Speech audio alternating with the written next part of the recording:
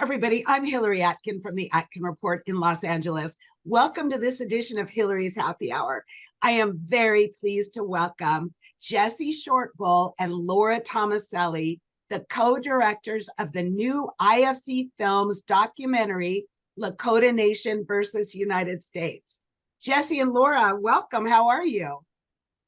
Doing great. Thanks doing great, Hillary. Thank you.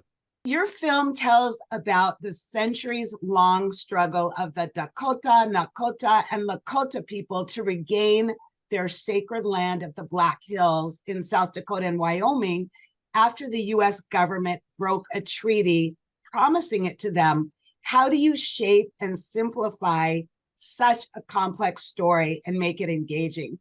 It was certainly the toughest part. I think for both Jesse and I, we really had to balance this idea of simplifying a story that could easily fill 300 hours. You know, the entire 400 plus years is what we're condensing from. And so it's always, how do you simplify a story, keep the truth to it, but honor all of the people that have participated in this resistance for so long. Yeah, and just to add on to that, you know, our movie poster has a beautiful artwork by Rennell White Buffalo. And if you get a chance to see that image, that's what it's like.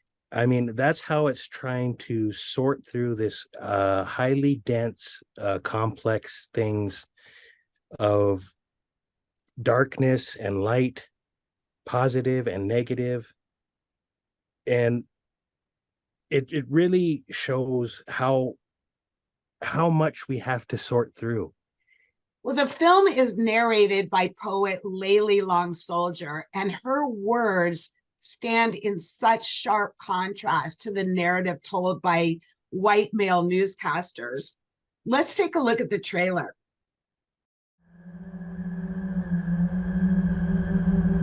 I want to tell you about the Sioux uprising, but I don't know where to begin.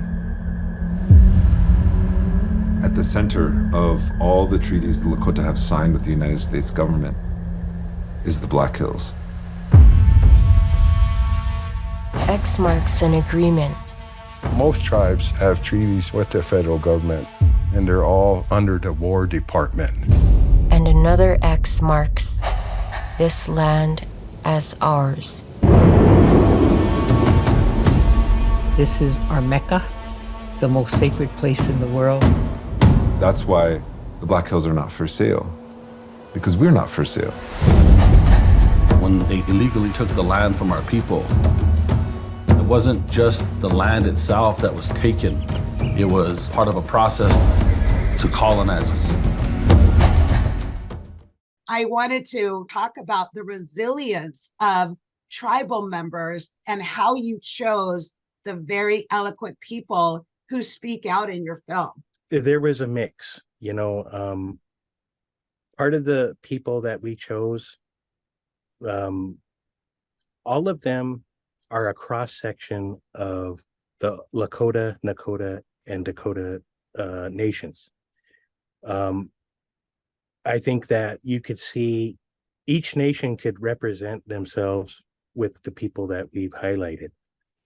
And whether or not they are an activist, you know, in the teeth of the front lines of confronting some of these things like extractive mining or things of that nature, to somebody like Alex, who is a rancher, but yet holds a lot of the virtues of Lakota culture as a Lakota woman. So, yeah, some of them we sought out. Well, talk about the production and shooting all over the Black Hills. Sometimes you were alongside tourists, especially in places like Mount Rushmore, which tribes consider, of course, a travesty on their land. I can just say that for our second shoot, out of necessity, we ended up having to do a lot of our shots in and around the Black Hills during the Sturgis motorcycle rally. Which draws, Jesse, how many, I'm trying to think about how many thousands of people to the Black Hills, and it's quite noisy. So yeah, yep. So I'll just a couple 100,000. And I think if anything, while it was difficult, it strengthened our resolve in knowing that the story we were telling was necessary, knowing that we needed to preserve these pockets of quiet and conserve what we could. Throughout making this film, and obviously your knowledge coming into it, what do you attribute the US government's long-running failure to honor its treaties with Indian nations?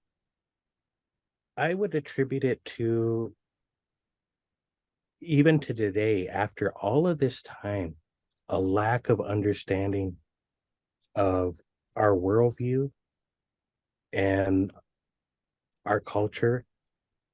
And I think that as a nation, we see struggles right now. Two-spirit.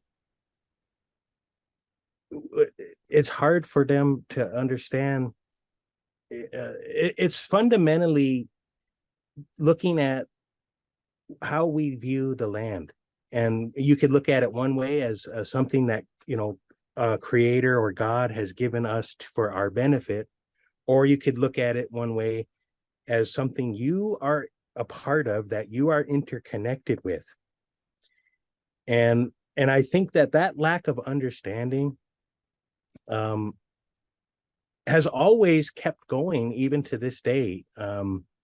Laura and I were talking about this. A lot of the people that committed these crimes of genocide, of warfare, are long gone. They're dead and they're gone.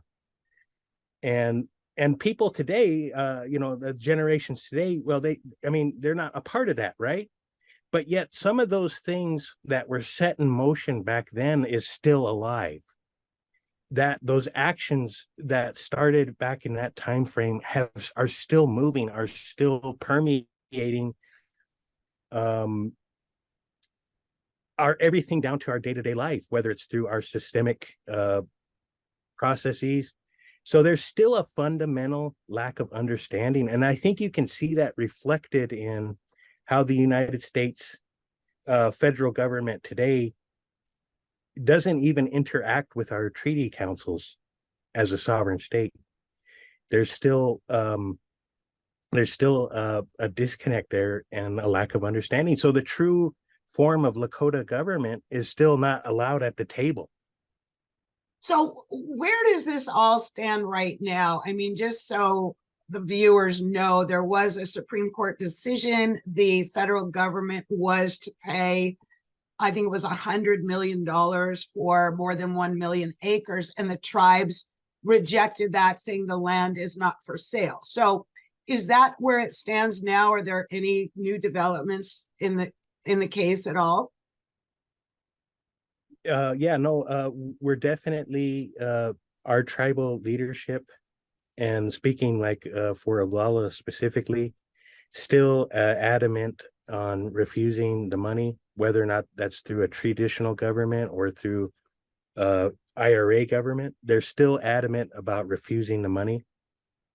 What I think is kind of special about this time, Hillary, is that I think for the first time since the time of warfare, there may be the possibility of exploring some of this idea of restoring, repairing some of that past damage, whether it's looking at how to return federal or public lands to the tribes, how to bring them into the fold and welcome them in. I think for the first time that we're starting to see that move, even though nothing has, some things, if you pay attention to the news, you'll see a couple little pockets here and there. But I do think that wheels are turning that will ultimately be a step in the right direction. What do you hope audiences take away from the film? I'll go first, and I'll just say what I took away from the process of making it. And that is beyond, I think, the call for land back and a re-examination of treaties that the United States government signed and never honored. I do think that for me as a non-Indigenous person, Jesse and I like to talk about this idea of radical optimism, of being hopeful as being, I think the most rebellious thing you can be right now is hopeful and work towards the hope that you have rather than being apathetic. I mean, the news is bad, but I think that we can either sit back and feel bad about it or do something. So for me personally, I think being embedded in this group of activists and other Lakota and Dakota Nakota folks really gave me that sense of hope. Yeah, and just to add on to that, I want people to feel good about themselves, and I want people to feel inspired, and that, obviously we're humans. We make mistakes. Things go wrong. Things don't work out the way that they should. We can always make a move to make things right. We can always do good for people. And that's something that I wish people will see through the people that we show, who I consider to be heroes of mine. Laura and Jesse, your insights have been fantastic to hear. And I want to wrap up our happy hour by lifting a glass to you and the success of your film, Lakota Nation versus United States. Thank you so much. Cheers. Thank you. Thank you. Cheers. Cheers.